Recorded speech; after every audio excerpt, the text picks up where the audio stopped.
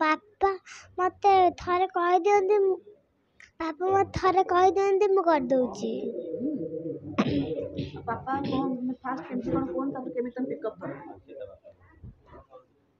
ବାପା ମତେ କହିଦିଅନ୍ତି ମୁଁ କରିଦଉଛି। ଯେତେବେଳେ ମା ବାପା କୁହନ୍ତି ଯେ ଏଇଟା କୁହ ସେଇଟା କୁହ ତ ମନେ ରଖିଦିଅ ସାଙ୍ଗେ ସାଙ୍ଗେ। ବ୍ରହ୍ମପୁର ଲାଙ୍ଗୁଏଜରେ ଆମର ଗୋଟେ କରିଥିଲେ ଆପଣ ଯୋଉ ଅଣ୍ଡା କୁକୁଡ଼ା ହୁଏ ନା କୁକୁଡ଼ାରୁ ଅଣ୍ଡା ହୁଏ, ବାପାଙ୍କ ସହିତ ଗୋଟେ କନଭରସେସନ କରିଥିଲେ, ମନେ ଅଛି ସେଇଟା ନା ନାଇଁ? ହଁ ମନେ ଅଛି ନା ନାଇଁ? ହଁ ଟିକେ କହିପାରିବ, କହିଲ ଟିକେ। ସେଇଟା ପପୁ ମାମାଙ୍କ ସାଙ୍ଗରେ କରିଥିଲି ମୁଁ। ସେଇଟା ଷ୍ଟୁଡ଼ିଓରେ ଯାଇକି କରିଥିଲି। ପପୁ ମାମା ସାର୍ ଷ୍ଟୁଡ଼ିଓରେ ଥିଲେ, ସେ ବି ଷ୍ଟୁଡ଼ିଓରେ ଥିଲେ। ମୁଁ ଷ୍ଟୁଡ଼ିଓ ଯାଇକିରି ପପୁ ମାମା ସାର୍ କହିଲେ କି ଏ ଭିଡ଼ିଓଟା କରିବା ବୋଲି, ତାପରେ ମୁଁ କହିଲି କି ହଉ କରିଦେବା। ଭିଡ଼ିଓଟା କ'ଣ ଥିଲା ମାମା? ପପୁ ମାମା ସାର୍ କହିଲେ କି ଯେ ଅଣ୍ଡା କିଏ ଦଉଛି, ତାପରେ ମୁଁ କହିଲି କି ଦିଦି ଅଣ୍ଡା ଦଉଛି। ପପୁ ଅଙ୍କଲ କ'ଣ କହିଲେ? ତାପରେ ପପୁ ମାମା ଅଙ୍କଲ କହିଲେ କି ଯେ ଦିଦି ଅଣ୍ଡା କୁକୁଡ଼ା ଅଣ୍ଡା ଦଉଛି, ଦିଦି ଅଣ୍ଡା ଦଉଛି ବୋଲି। ଆକ୍ଚୁଆଲି ଅଣ୍ଡା କିଏ ଦଉଛି?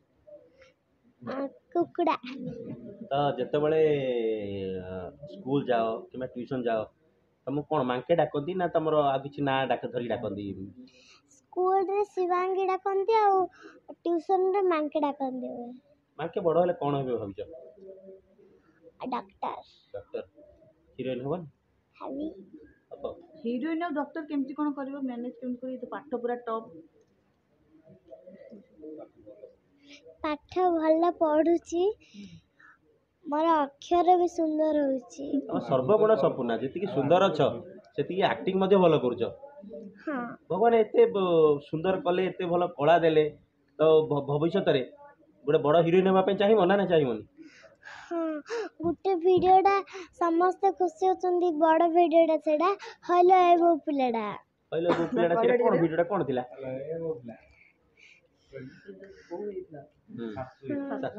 କେମିତି କ'ଣ ଥିଲା ସେଇଟା?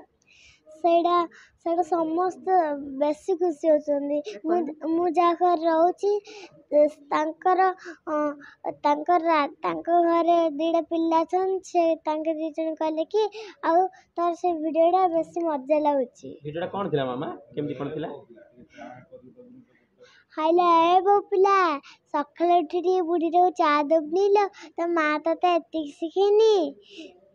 ହାଇଲୋ ଏ ବୋଉ ପିଲା, ତତେ ତୋ ମା ତତେ ଚାଲି ଶିଖେଇନି, ଧୁମୁ ଧୁମୁ କରି ଚାଲିଛୁ।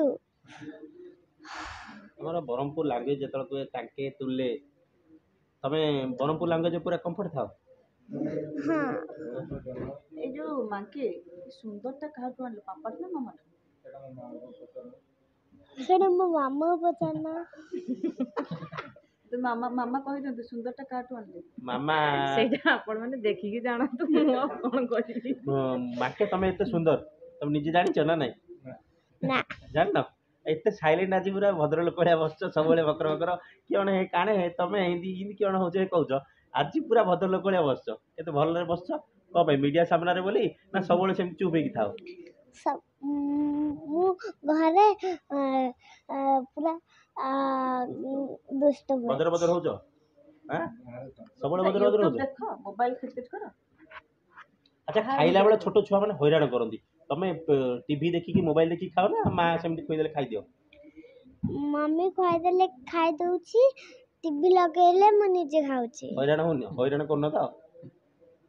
ୟୁଟ୍ୟୁବ ଯୋଉ ଦେଖୁଛ, ତମ ଭିଡ଼ିଓ ସମସ୍ତେ ଦେଖୁଛନ୍ତି, ତମେ ବେଶୀ କାହାକୁ ଫଲୋ କରୁଛ?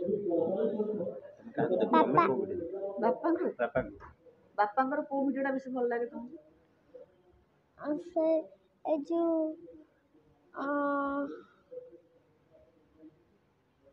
ବାପାକୁ ସମସ୍ତେ ବେକାରିଆ ଲୋକ କହୁଛନ୍ତି, ତମକୁ ଭଲ କହୁଛନ୍ତି, ବାପାକୁ କାହିଁ ବେକାରିଆ ଲୋକ କହୁଛନ୍ତି? ମତେ ବେକାରିଆ ଲୋକଟା କହୁଛନ୍ତି।